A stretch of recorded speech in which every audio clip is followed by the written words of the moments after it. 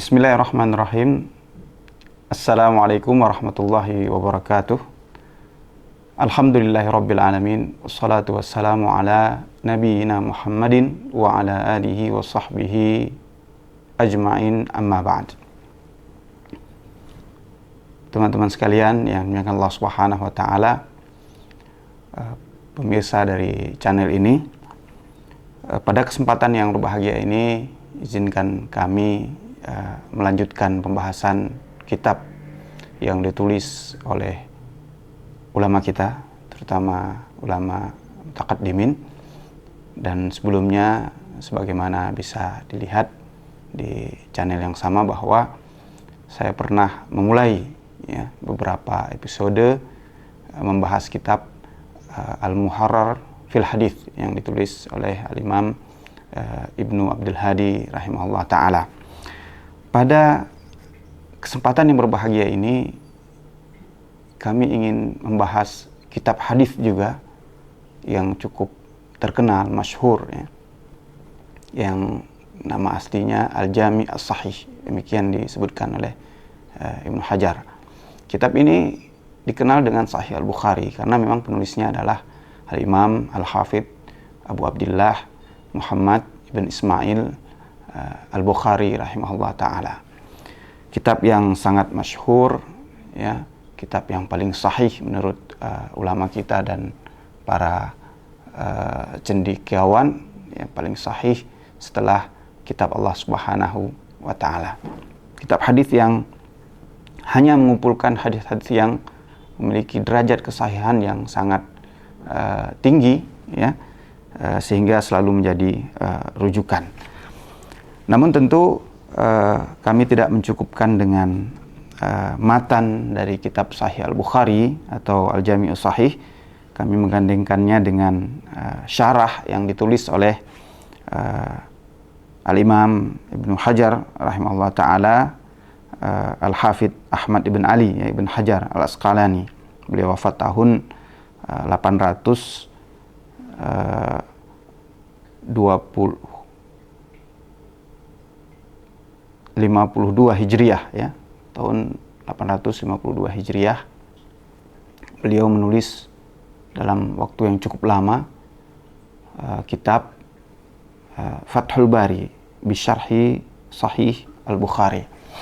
Dalam kisahnya, Al-Imam Ibnu Hajar rahimahullah ta'ala sebelum menulis kitab Fathul Bari, beliau membaca dulu Sahih Bukhari, membaca baik pada guru yang menjadi sanad beliau sampai ke Imam Bukhari, itu lebih dari 13 kali 13 kali sebelum kemudian beliau menulis syarah dari Fathul Bari ini.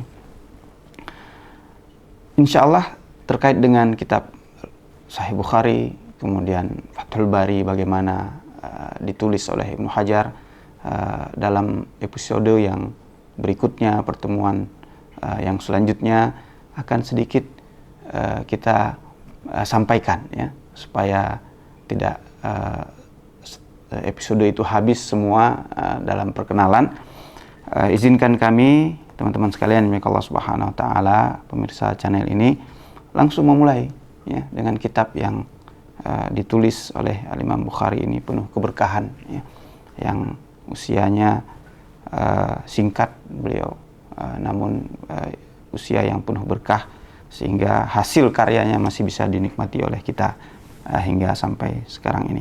Beliau memulai dengan kitab ini tanpa muqaddimah, hanya mengucapkan Bismillahirrahmanirrahim. Kemudian Al-Imam Bukhari rahimahullah ta'ala menuliskan kitab Bad'il Wahyi, kitab tentang permulaan wahyu, wahyu Allah Subhanahu wa ta'ala kepada Rasulnya. Kemudian beliau tentu walaupun kitab hadis tidak memulainya langsung dengan hadis. Nanti pada bab selanjutnya seperti itu, Tetap juga beliau mencantumkan satu ayat Allah Subhanahu wa ta'ala, dua ayat, dan itu ditiru oleh ulama dan dicontoh oleh ulama setelah beliau. Al-Imam Nawawi rahimahullah ta'ala misalnya, kitab Riyadhus Shalihin, kitab hadis min kalami Sayyidil Mursalin, ya, tentang kalam, ya, perkataan hadis dari Nabi kita Muhammad SAW. Kitab hadis, tapi beliau memulainya dengan satu ayat Allah Subhanahu Wa Taala, 2, 3, bahkan sampai 5, ya, baru kemudian menyebutkan hadisnya. Hal yang sama yang dilakukan oleh Al-Imam Bukhari rahimahullah ta'ala. Sebelum menyebutkan hadis yang pertama yang kita bahas pada pertemuan kali ini, beliau sebutkan wa qaulullahi ta'ala atau qaulullahi jalla dzikruhu inna auhayna ilaika kama auhayna ila nuhin wan nabiyyina min ba'di. Allah Subhanahu wa taala berfirman dalam surah An-Nisa ayat 163, sungguhnya kata Allah Subhanahu wa taala, kami mewahyukan kepada engkau wahai Nabi yang mulia Nabi Muhammad SAW sebagaimana kami telah mewahyukan kepada Nuh dan nabi-nabi setelahnya, ya. Ini takrir, ya, penegasan dari Allah Subhanahu wa taala bahwa Nabi kita Muhammad SAW adalah nabi yang diutus oleh Allah Subhanahu wa taala sebagaimana Nabi Nuh dan nabi-nabi setelahnya. Tentu ada pertanyaan, kenapa Imam Bukhari tidak mulai dengan khutbah, ya? Kalau khutbah hajah misalnya innal hamdalillah ila akhirih dan seterusnya, tapi Imam Bukhari cukupkan dengan bismillah. Beliau kemudian memulai kitab ini. Banyak jawaban dari Ibnu Hajar, ya, dalam menyikapi, ya, pertanyaan itu kenapa nggak ada khutbah. Maka bismillah, ya, di antaranya beliau menjawab bismillah itu bisa mewakili khutbah, ya, muqaddimah, ya, khutbah, dan juga nanti akan disebutkan bahwa hadis yang pertama itu juga disampaikan oleh Umar bin Khattab, ya, radhiyallahu taala anhu di mimbar, ya, sebagai khutbah, ya, muqaddimah atau pembuka, ya, dari percakapan yang kemudian disampaikan oleh Umar bin Khattab. Jadi jemaah dimakan Allah Subhanahu wa taala, teman-teman sekalian yang berbahagia, ketika waktu sempit misalnya, ya, ingin memulai pembicaraan, kemudian harus menyampaikan sesuatu, maka minimal, ya, seseorang mengucapkan Bismillahirrahmanirrahim, ya, memulai sesuatu yang baik dengan Bismillahirrahmanirrahim. Surat, ya, tulisan dimulai dengan Bismillahirrahmanirrahim. Pembahasan saya tentang Sahih Bukhari ini tidak akan panjang, ya, akan sebutkan hadisnya. Kemudian kalau ada 1-2 kosakata yang penting untuk disampaikan, ya, maka insya Allah akan saya sampaikan sebagaimana dijelaskan oleh Ibnu Hajar dan ulama selain beliau. Baru kemudian langsung pada faedahnya. Maka hadis pertama, ya, yang disebutkan, ya, oleh Al-Imam Bukhari rahimahullah taala di sini adalah hadis, ya, yang sangat masyhur, ya, hadis innamal a'malu binniyat. Di sini Al-Imam Bukhari mengatakan haddatsana Al-Humaidi. Beliau sebutkan, ya, syekhnya, ya, yaitu Al-Humaidi. Nama beliau Abdullah bin Zubair. Kemudian beliau menyebutkan qala haddatsana, ya, Al-Humaidi mengatakan Sufyan, ya, qala haddatsana Yahya bin Sa'id Al-Ansari qala akhbarani Muhammad ibn Ibrahim At-Taimi annahu sami'a Al-Qamata Ibn Waqqas Al-Laythi yaqul sami'tu Umar bin Khattab radhiyallahu taala anhu 'alal mimbar qala. Beliau sebutkan sanadnya dari syekh beliau hingga sahabat yang mulia Umar bin Khattab, yang kemudian dideskripsikan di sini Umar menyampaikan hadis ini di atas mimbar, ya. Beliau mengatakan, ya, sami'tu Rasulullah sallallahu alaihi wasallam yaqul, saya mendengar Rasulullah sallallahu alaihi wasallam bersabda, innamal a'malu binniyat, bahwasannya saja sesungguhnya setiap amal itu bergantung dengan niatnya, kata Nabi SAW. Wa innama likulli imri'in ma nawa, dan bahwasannya saja setiap individu itu tergantung apa yang dia niatkan. Faman kanat hijratuhu, barang siapa hijrahnya, kata Nabi SAW, untuk dunia yang ingin dia capai, untuk dunia yang ingin dia raih, atau ilam ra'atin yang kihuha, ada wanita yang ingin dia nikahi, seorang laki-laki pemuda ingin menikahi seorang wanita, dan itu tujuan dari suatu amalannya, fahijratuhu ila ma hajara ilaihi, maka hijrahnya sesuai dengan apa yang dia niatkan. Teman-teman yang berbahagia, hadis ini muttafaqun alaihi, ya, diriwayatkan oleh Imam Bukhari dan Imam Muslim. Mereka bersepakat tentang kesahihannya, dinukil oleh Ibnu Hajar juga di sini. Dan di dalam kitab Sahih Bukhari, beliau menyebutkan hadis ini secara berulang, ya, beberapa tempat, ya. Di sini disebutkan nanti di hadis ke-54, ya, 2529 misalnya, ya. Lebih kurang hadis ini disebutkan 7 kali, ya, di dalam kitab Sahih Bukhari oleh Al-Imam Bukhari rahimahullah ta'ala. Nanti ada tujuannya, ya. Dalam Muqaddimah Hadiyusari, Al-Imam Ibnu Hajar menyebutkan apa maksud Imam Bukhari mengulang beberapa hadis dalam beberapa bab, ya, beberapa tempat diulang. Nanti ada faedahnya, ya, apakah lafadznya yang berbeda atau sanad yang berbeda. Insyaallah secara bertahap nanti saya juga akan berusaha menyampaikannya. Pada kesempatan ini, faedah yang pertama yang ingin kami sampaikan di sini bahwa Imam Bukhari menyebutkan guru beliau, ya, Syekh beliau Al-Humaidi di sini, ya, atau beliau adalah kunyahnya Abu Bakar, ya, nama beliau Abdullah bin Zubair, ya, bin Isa, ya, beliau orang Mekah, ya, orang Mekah.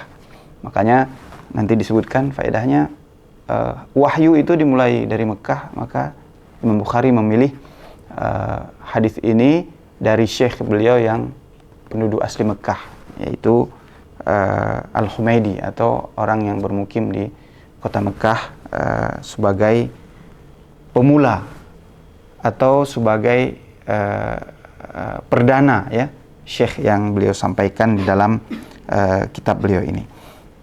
Maka kami secara pribadi juga, teman-teman yang dimuliakan Allah Subhanahu wa taala, kenapa kami memilih kitab Sahih Bukhari, Fathul Bari yang kami sampaikan untuk dibahas, maka ini juga sebagai tanggung jawab ilmiah, ya. Kitab ini juga yang pernah kami pelajari dari asatidzah kami yang di Indonesia, yang kami menuntut ilmu dari mereka, juga dari masyayikh, ya, guru-guru yang ketika kami pernah menuntut ilmu di Timur Tengah, kitab ini juga yang mereka ajarkan, maka ini juga yang mendorong kami ingin menyampaikannya, ya. Yang diajarkan itu juga yang pernah dipelajari, ya. Kemudian faedah, ya, yang selanjutnya, ya, setelah dari penyebutan tadi, ya, kita menyebutkan keutamaan guru kita, ya, kemudian orang yang berjasa, ya, tentu dengan lebih detail sebagaimana yang dilakukan Imam Bukhari, ya, secara khusus guru beliau yang ahlu Mekah, yang dari Mekah. Faedah yang kedua, ya, teman-teman yang dimuliakan Allah Subhanahu wa taala, bahwa ulama kita menyebutkan tentang niyatu al-mu'min khairun min amalihi, ya. Niat seorang mukmin itu lebih baik dari amalannya, ya. Tentu ketika beramal diawali dengan niat, kemudian amalannya. Namun ternyata ketika seseorang sudah meniatkan melakukan amalan yang baik, kemudian dia terhalang, ada udzur syar'i, ya, untuk melakukan amalan tersebut, Allah Subhanahu wa taala tuliskan, ya, pahala dari niat baik tersebut, ya. Maka inilah maksud dari ungkapan sebagian ulama, niyatu al-mu'min khairun min amalihi. Niat seorang mukmin itu lebih baik dari amalnya, ya, dari amalnya. Maka pasang niat, ya, ketika seorang akan melakukan ibadah kepada Allah Subhanahu wa taala, karena itu membantu seorang untuk menyelesaikan ibadah itu. Pasang niat ketika beribadah kepada Allah Subhanahu wa taala atau amalan lain yang mubah, dipasang niat yang baik, karena kemudian akan membantu menyelesaikan seorang menyelesaikan amalan tersebut. Contohnya, beberapa amalan ibadah itu ada yang niatnya dilafadzkan, ya. Dalam hal ini kita beri contoh haji misalnya, ya. Ketika haji, Nabi memberi contoh ketika akan melakukan nusuk itu, Nabi mengatakan, Allahumma labbaika hajjan. Ya Allah, aku penuhi panggilanmu untuk haji. Ini niat yang dilafadzkan, kata ulama kita. Atau Allahumma labbaika umratan. Ya Allah, aku penuhi panggilanmu, ya, mentalbiyah panggilanmu untuk melakukan umrah, ya. Ini diantara amal ibadah yang dilafadzkan niatnya, kata ulama kita. Yang selain itu, kata ulama kita, tidak ada dicontohkan oleh Nabi SAW untuk melafadzkan niat. Sholat misalnya tidak perlu melafadzkan niatnya. Kemudian puasa, ya, dan yang lainnya, ya, yang lainnya juga tidak perlu melafadzkan niat. Memang ada sebahagian ulama dari mazhab Syafi'i, ya, mutaakhirin, ya, ulama belakangan dari mazhab Syafi'i yang menganjurkan, ya. Jadi jangan salah, mereka tidak mewajibkan tapi menganjurkan, karena niat itu adalah amalan hati, maka dilakukan di hati seseorang, ya. Jadi harus dipahami, dibedakan, niat itu adalah amalan hati, maka niat itu asalnya di hati. Ketika amalan sebahagian masyarakat kita, karena anjuran sebahagian ulama, ya, bahwa melafadzkan niat itu juga anjuran, ya, bukan harus dilafadzkan, ya. Oleh karenanya tidak tepat kalau kemudian sesuatu yang mustahab, yang anjuran, mengalahkan ibadah itu sendiri, ya. Sebagian orang kalau sholat misalnya, dia lafadzkan niat, dia tertinggal dari takbir al-ihram bersama imam karena was-was dengan lafadz niatnya. Maka ini harus menjadi perhatian kepada setiap muslim, ya. Sesuatu yang sekedar anjuran, apalagi masih khilaf di antara ulama kita dan dicontohkan, tidak dicontohkan oleh Nabi SAW melafadzkan niat sholat, maka jangan sampai mengalahkan amalan yang lain yang penting, yang merupakan rukun, misalnya takbiratul ihram. Kemudian tadi kita sudah sebutkan, ya, hadis ini muttafaqun ala sihhatihi, ya, dikeluarkan oleh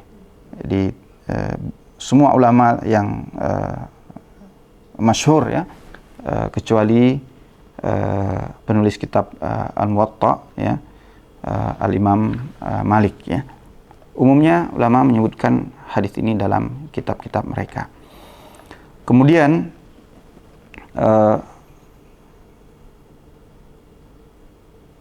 yang ketiga, ya, faedah yang ketiga, ya, teman-teman yang Allah Subhanahu wa taala, tentang bahwa hadis ini memberi isyarat, ya, memberi isyarat bahwa annan niyata tatanawwa'u kama tatanawwa'u al-a'mal. Niat itu ternyata akan bervariasi, ya, dari seorang, dari melakukan sholatnya, ya, kenapa dia bersyahadat, ya. Nah, itu ada niat yang melandasi dia, ya. Sebagaimana amalan, ya, amalan beraneka ragam, macam-macam, ya. Nanti disebutkan oleh Ibnu Hajar juga, ya, tentang iman, ya, yang banyak cabangnya. Itu dalam kategori iman itu nanti ada amalan juga, ya. Maka niat seorang tentu menjadi penting, ya, dan yang paling penting adalah niat itu didasari karena menginginkan ridha Allah Subhanahu wa taala. Pekerjaan duniawi jika tanpa niat mencari ridha Allah Subhanahu wa taala akan terlihat dan mengalami kesulitan, ya. Dan tentunya amalan ukhrawi itu lebih lagi membutuhkan keikhlasan seorang dalam melakukannya. Pertanyaannya, bagaimana yang seseorang disebut ikhlas dalam beramal. Maka ulama kita menyebutkan ketika dia beramal, misalnya sholat, niatnya melaksanakan perintah Allah, maka itu sudah kategori ikhlas. Ya. Atau dia mengeluarkan zakat karena takut ya, diazab oleh Allah Subhanahu wa taala. Karena orang yang menahan ya, zakat akan diazab ya, dengan sesuatu yang dia tahan di dunia ini, di akhirat kelak dengan hal yang sama. Ketika dia takut dengan azab Allah, kemudian dia keluarkan zakat, itu juga sebenarnya ikhlas, walaupun nanti ada level-levelnya ya. Maka ada juga hamba Allah Subhanahu wa taala beribadah kepada Allah Subhanahu wa taala karena kesyukuran ya. Sebagai contoh, Nabi kita Muhammad SAW ketika ditanya, wahai Rasulullah, engkau sholat sampai telapak kaki Anda, wahai Rasulullah, luka ya, maka Nabi mengatakan, afala akuna abdan syakura, tidakkah pantas saya menjadi hamba yang bersyukur? Maka landasan ya, yang membuat Nabi beramal ya, sehingga demikian keadaannya walaupun sulit ya, sampai kaki beliau luka dalam sholat itu yang karena lamanya berdiri, itulah niatnya karena kesyukuran pada Allah Subhanahu wa taala. Maka siapa di antara hamba Allah Subhanahu wa taala membantu orang lain misalnya karena bentuk syukur, dia sudah dibantu oleh Allah Subhanahu wa taala, dimudahkan oleh Allah Subhanahu wa taala, maka ini orang yang termasuk kategori ikhlas. Dia berbakti ya, kepada orang tuanya misalnya dalam bentuk kesyukurannya juga ya, karena Allah Subhanahu wa taala jadikan orang tuanya sebagai penyebab dia ada di permukaan bumi ini. Maka rasa syukurnya yang seperti itu, baik syukurnya kepada manusia atau kepada Allah Subhanahu wa taala yang itu lebih tinggi tentunya, maka itu termasuk ikhlas dalam beramal. Maka teman-teman milik Allah Subhanahu wa taala, faedah yang ketiga ini disebutkan ya oleh Ibnu Hajar ya ketika beliau mensyarah hadits innamal a'malu binniyat. Kemudian cara ringkas juga Al-Imam Ibnu Hajar menukil ya dari Al-Imam Nawawi tentang niat ini ya, tentang niat ini. Sebagaimana saya sebutkan, beliau sebutkan Imam Nawawi ya.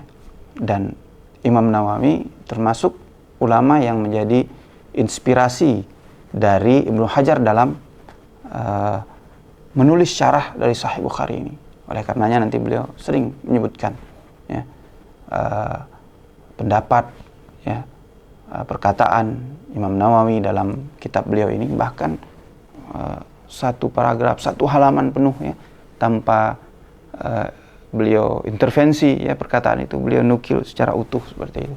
Ini inspirasi beliau dalam menulis kitab Fathul Bari, atau bahasa ilmiahnya rujukan ya, Ibnu Hajar dalam menulis kitab ini ya. Imam Nawawi dari mana rujukan beliau, inspirasi beliau? Beliau dari ulama lain ya.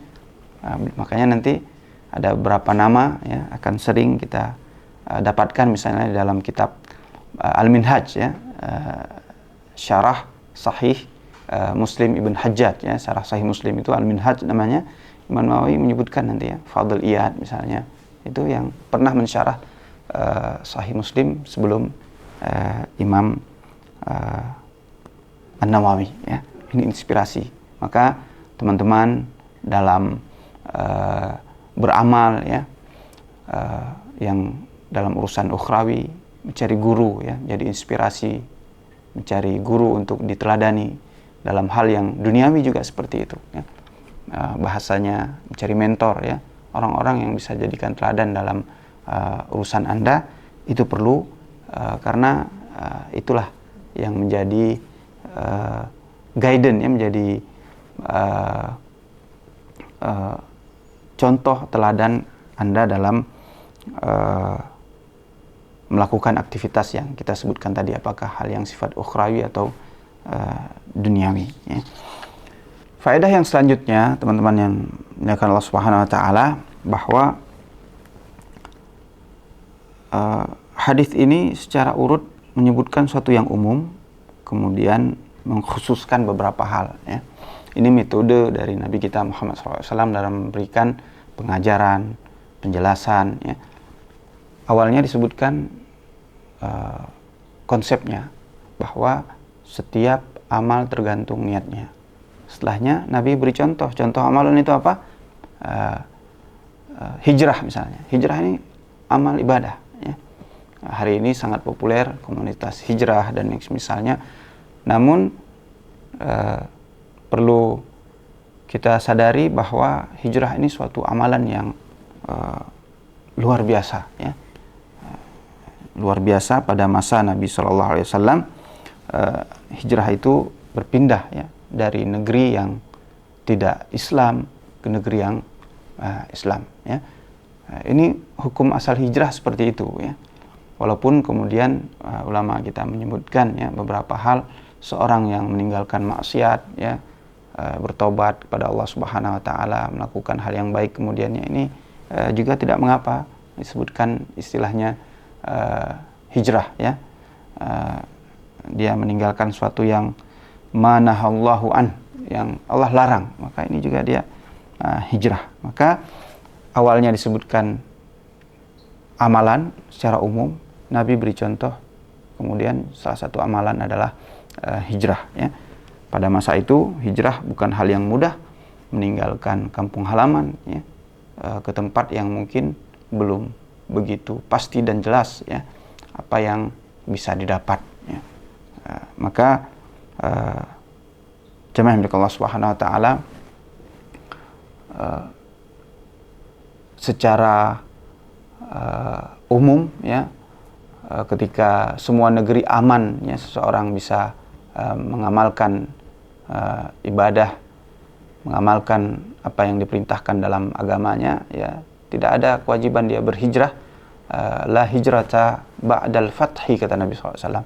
Tidak ada lagi hijrah setelah kota Mekah ditaklukkan ya, telah dibuka menjadi negeri muslim. Maka Mekah juga bisa beramal ya, sebagaimana Madinah pada awalnya. Maka ketika bumi ini menjadi aman bagi setiap muslim untuk beramal di jalan Allah Subhanahu wa taala, mengamalkan agamanya, bahkan dapat beraktivitas, maka tidak perlu dia kemudian hijrah. Kami ingat beberapa teman dulu pernah bertanya kepada guru kami, masyayikh yang kami belajar pada mereka, bagaimana dengan teman-teman kita, saudara kita yang di negeri Eropa misalnya. Maka dengan bijak salah seorang guru kami ya, menyebutkan bahwa jika dia masih bisa beramal di sana, beraktivitas ya, kemudian bahkan secara umum bahkan dia masih bisa berdakwah ya, karena kita tahu negara Eropa umumnya menganut prinsip demokrasi ya. Maka ketika ada peluang dia tetap beramal, kemudian bahkan bisa berdakwah, maka tidak perlu hijrah ya ke negeri yang lain ya. Bahkan kadang manfaat yang bisa dia berikan di negerinya itu, walaupun ya tidak menerapkan syariat Islam, dia bisa memberikan hal yang lebih banyak. Maka itu faedah dari hadis ini, menjelaskan konsepnya, kemudian disebutkan contoh-contohnya ya. Ada narasinya, kemudian ada hal yang konkret ya yang disebutkan ya. Kemudian teman-teman yang dimuliakan Allah Subhanahu wa taala, Ibnu Hajar juga sebutkan ya di sini tentang hijrah, tadi sudah kita sebutkan ya, bahwa al-intiqal ya ilaihi an ghairihi ya, wa fi syar' ya, dalam syariat ini tarku ma nahallahu anhu, itu secara umum hijrah seperti itu. Makanya ya nggak mengapa teman-teman mengambil istilah komunitas hijrah, karena secara syar'i itu dia meninggalkan apa yang Allah larang ya. Kemudian yang terakhir ya, sangat banyak ya kalau kita baca, tapi pertemuan ini pertemuan perdana, kami berharap keberkahan dari Allah Subhanahu wa taala, karena tidak sulit memulai, namun untuk istimrar ya, untuk berkesinambungan ini yang butuh mujahadah. Hadis ini ya memberikan faedah, kata Ibnu Hajar, bahwa annahu la yajuzu al-iqdamu 'alal amali qabla ma'rifati al-hukmi. Hadis ini juga menunjukkan bahwa tidak boleh seseorang beramal ya, dalam agama Islam ini tidak boleh beramal kecuali dia mengetahui hukumnya ya.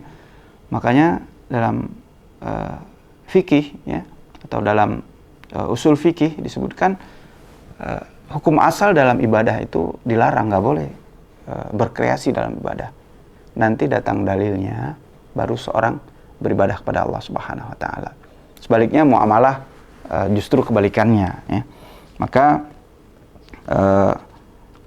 tidak boleh seorang mulai melakukan ibadah kecuali dia tahu hukum ya, terkait dengan ibadah tersebut. Kenapa? Kata beliau, li'annal qasda yaltazimu al-ilmu. Karena niat tadi nggak mungkin dia meniatkan sesuatu kecuali dengan dilatar belakangi ilmu tentang hal itu tersebut ya. Ya, jadi seorang melakukan kreasi dalam ibadah, nah, ini berarti dia nggak ada ilmunya ya. Maka dia ilmui dulu, baru kemudian dia mulai melakukan ibadah tersebut ya. Ini hal penting teman-teman sekalian, tidak boleh melakukan al-iqdam ya, dia melakukan suatu ibadah sebelum tahu hukumnya ya. Karena kata beliau tadi, niat tujuan itu ya lazimnya dibarengi atau diawali dengan ilmu tentang maksud dari ibadah tersebut ya. Kemudian yang terakhir ya, kita tutup pertemuan yang berbahagia ini, mudah-mudahan kita lanjutkan hadis yang kedua nanti, bahwa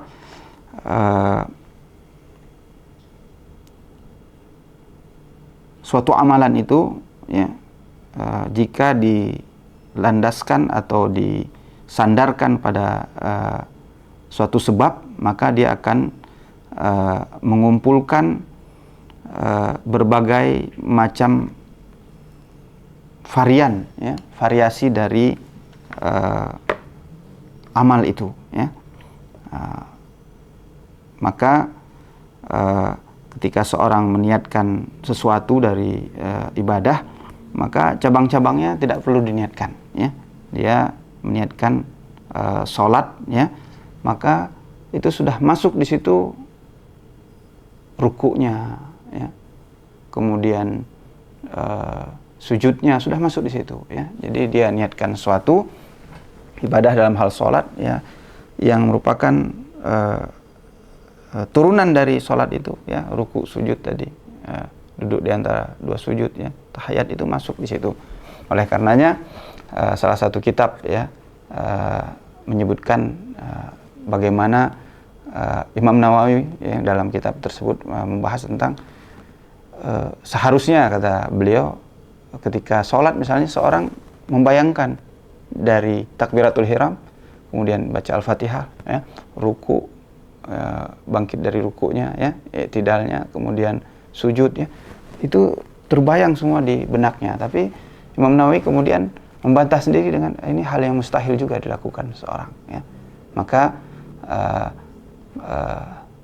ini kaidah penting disebutkan Ibnu Hajar, bahwa niat sholat itu sudah mencakup apa yang ada di dalamnya ya. Dan tidak mungkin tadi seorang ketika akan sholat dia mulai dari 13 rukun sholat itu ya, terus ada di benaknya. Kalau itu semua sebelum sholat dia bayangkan, nggak selesai sholatnya. Ini kemudahan dari Allah Subhanahu wa taala ya.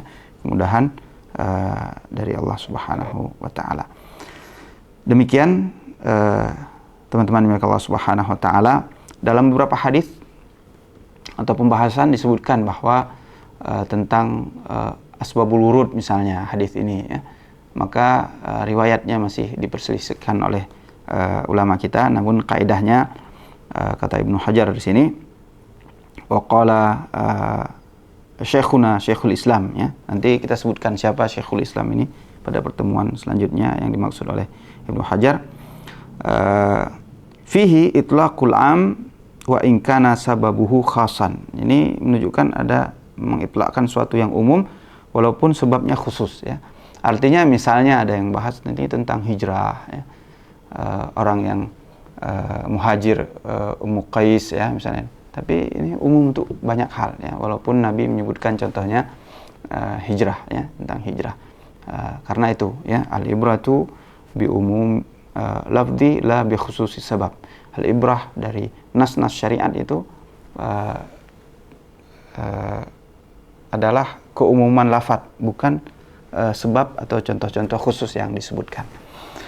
Demikian teman-teman yang dimuliakan Allah Subhanahu wa taala, ada masukannya kitab apa yang dibahas atau pembahasan saya mungkin butuh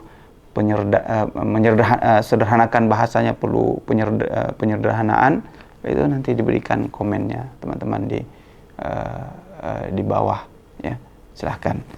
Demikian wassallallahu ala nabiyina Muhammad wa ala alihi wa sahbihi wa baraka wasallam wa akhiru da'wana alhamdulillahi rabbil alamin. Assalamualaikum warahmatullahi wabarakatuh.